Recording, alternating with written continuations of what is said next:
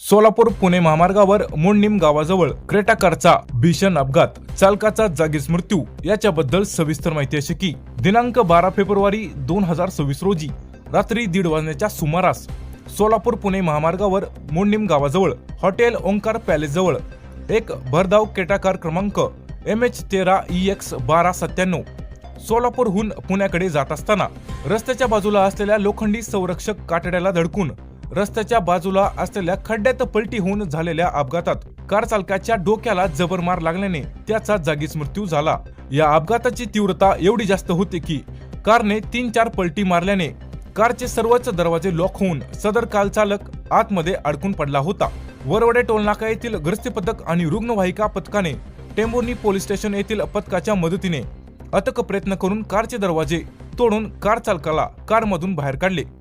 वरवडे टोलनाका येथील रुग्णवाहिकेतून डॉक्टर महेंद्र ताकतोडे आणि रुग्णवाहिका चालक नागनाथ भालराव यांनी टेंभुर्णी येथील शासकीय रुग्णालयात पोस्टमॉर्टमसाठी दाखल केले असून या अपघातामध्ये क्रेटा कारचे मोठ्या प्रमाणात नुकसान झाले आहे। या अपघाताची माहिती मिळताच वरवडे टोल प्लाझा येथील गस्ती पथकाचे उमेश भोसले, गस्ती पथक वाहन चालक तुळशीराम गायकवाड,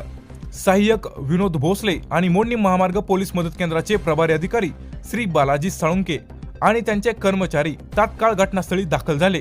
वरवडे टोल नाका येथील गस्ती पथकाने टेंभुर्णी पोलीस स्टेशन येथील कर्मचारी आणि मोडणीम महामार्ग पोलीस मदत केंद्राच्या पोलिसांच्या मदतीने या अपघातातील क्रेटा कार वरवडे टोल नाका येथील क्रेनच्या मदतीने रस्त्याच्या बाजूला करण्यात आली असून या अपघातात मृत्यू झालेल्या कार चालकाचे नाव श्री प्रवीण अण्णासाहेब पाटील, वय वर्ष 40 असे आहे, राहणार शेळगी, सोलापूर सिटी येथील आहे। सदर अपघाताची माहिती टेंभुर्णी पोलीस स्टेशन येथील अपघात विभागाचे अधिकारी श्री सरडे यांनी दिली असल्याची माहिती वरवडे टोल प्लाझा येथील गस्ती पथकाचे प्रमुख श्री उमेश भोसले यांनी दिली आहे।